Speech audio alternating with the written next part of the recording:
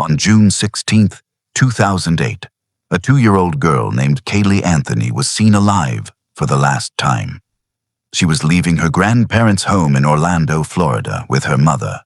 For the next 31 days, nobody reported her missing. Not her father, not her grandparents, not the police. Her own mother spent those 31 days clubbing, entering hot body contests, getting a tattoo that read Bella Vita, beautiful life, and telling anyone who asked that Kaylee was with the nanny. There was no nanny. There was no nanny. What kind of person can do that? And more importantly, how did she walk free? Casey Marie Anthony was 22 years old in the summer of 2008. She lived with her parents, George and Cindy Anthony, in a quiet suburb of Orlando, Florida. She had a daughter, Kaylee, born in 2005. The identity of Kaylee's father was never publicly confirmed. By all accounts, Casey was a restless young woman. She had fabricated a job at Universal Studios. She told friends and family she had a nanny, a woman she called Zanny. Neither the job nor the nanny existed. On June 16th, George Anthony, Casey's father, later testified that he watched Kaylee leave the house that morning, holding her mother's hand. That was the last time anyone in the family saw the child alive. Casey told her mother they were heading to Tampa on a work trip. She didn't come home. She didn't bring Kaylee home. And for 31 days, Cindy Anthony didn't push hard enough to find out why. Meanwhile, Casey was photographed at a bar called Fusion Ultra Lounge in Orlando. She entered a hot body contest. She smiled. She danced. She laughed with her boyfriend. Kaylee had likely already been dead for days. It was Cindy Anthony who finally broke. On July 15th, 2008, she called 911. She told the dispatcher she hadn't seen her granddaughter in 31 days. And then she said something that would echo through courtrooms for the next 3 years. She said, "There's something wrong. I found my daughter's car today, and it smells like there's been a dead body in the damn car." That smell, confirmed within days by a trained cadaver dog, would become one of the most powerful pieces of evidence in the entire case. When police sat down with Casey Anthony, she didn't panic. She didn't cry. She didn't ask them what had happened or beg them to find her daughter. Instead, she built a story, detailed, confident, and entirely false. She told police that a babysitter named Zenaida Fernandez Gonzalez, she called her Zanny the nanny, had kidnapped Kaylee on June 9th. She provided an address. Police went there immediately. The apartment had been vacant for months. No one named Zenaida had ever lived there. The real Zenaida, Fernandez Gonzalez, a woman who happened to share the name, had never even met Casey Anthony. Casey then offered to take detectives to her workplace at Universal Studios, where she said she could pull security footage. She walked them through the entire park, with confidence, all the way down a corridor that ended at a wall. Then she quietly admitted she hadn't worked there in over 2 years. Lie after lie after lie, and through all of it, no visible panic, no breaking down, no mother's desperation, just a 22-year-old woman calmly constructing a fictional world while her daughter's remains were decomposing less than half a mile from the house where she grew up. And while all of this was happening, Casey got a tattoo. On her shoulder, in elegant script, the words, "Bella Vita," beautiful life. The prosecution would later call it a celebration of freedom. The defense called it a coping mechanism. The jury never agreed on what it meant. But I want you to sit with that image for a moment. Your 2-year-old child is missing. And you are sitting in a tattoo parlor, choosing words, paying for ink, walking out with beautiful life on your body. What does that tell you about what was happening inside her mind? Here's what makes this case so deeply unsettling. Beyond the death of a child, it's not the crime itself. Crimes happen. It's the behavior that came after. Psychologists who studied Casey Anthony's conduct noted something that's clinically described as flat effect, an absence of the emotional response you would expect from someone in grief. in crisis, in fear. She smiled in police interviews. She laughed.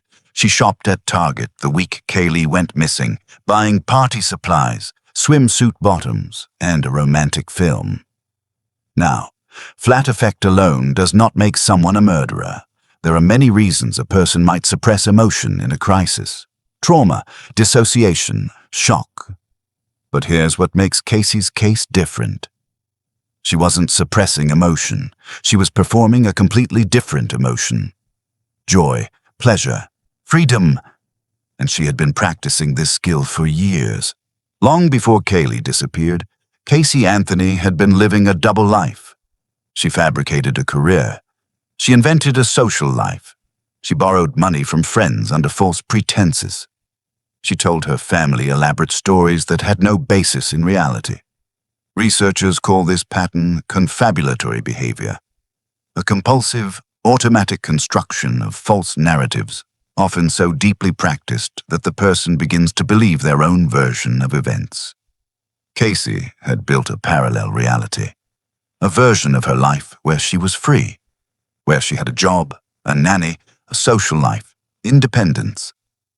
And Kaylee, a 2-year-old who needed constant care, was the one thing that made that parallel reality impossible to maintain. The prosecution's argument was simple. Casey Anthony wanted her freedom, and her daughter was in the way. The defense told a very different story.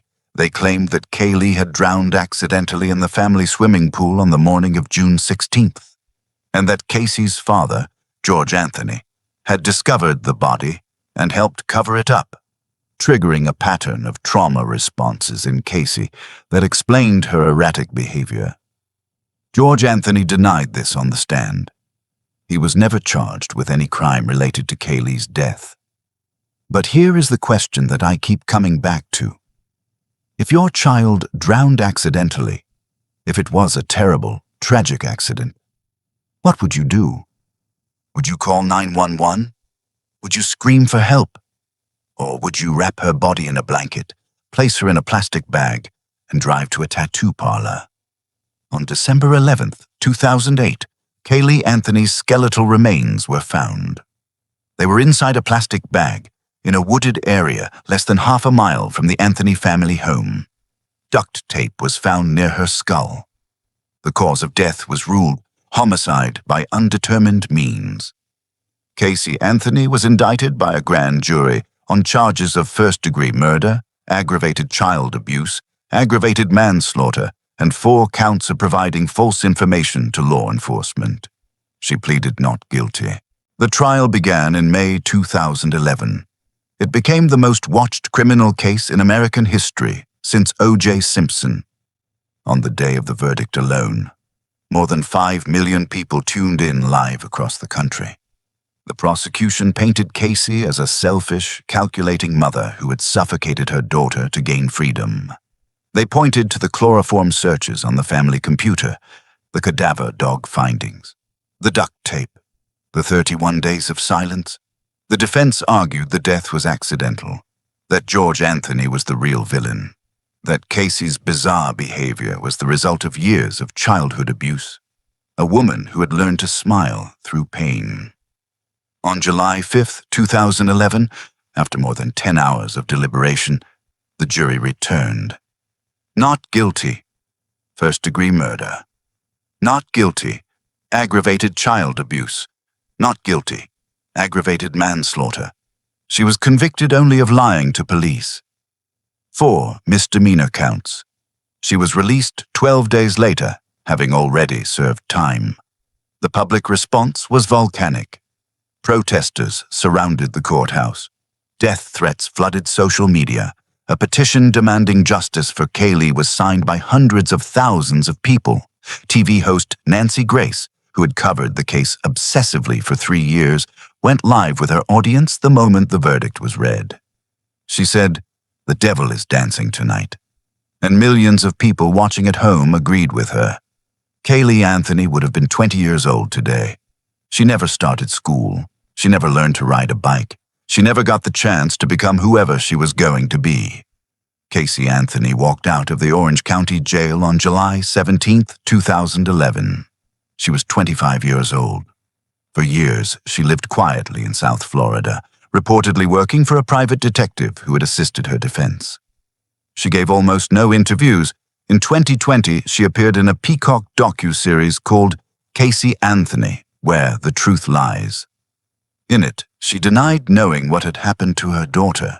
And then, in March 2025, Casey Anthony posted a TikTok video. She reintroduced herself as a legal advocate.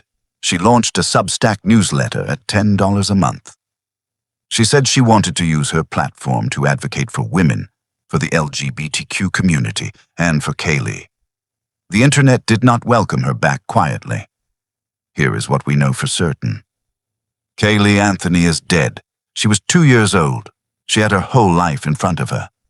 Her skeletal remains were found wrapped in a garbage bag, in the woods, near a home where she was supposed to be loved and protected. No one has ever been convicted of killing her. The justice system determined that Casey Anthony was not proven guilty beyond a reasonable doubt. And I want to be clear about something. Not proven guilty is not the same as innocent.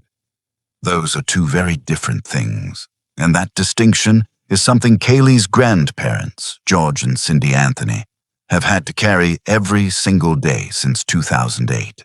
So I want to ask you directly, and I read every comment on this channel, so I genuinely want to know what you think. Do you believe Casey Anthony killed her daughter? Or is there something else happening in this story? Something darker, something more complicated, that we still don't fully understand? Leave your answer below. I'll be reading them. And if you want to go deeper into the psychology of the cases that shook the world, subscribe to the Deviant Mind. New episode every week. I'll see you in the dark.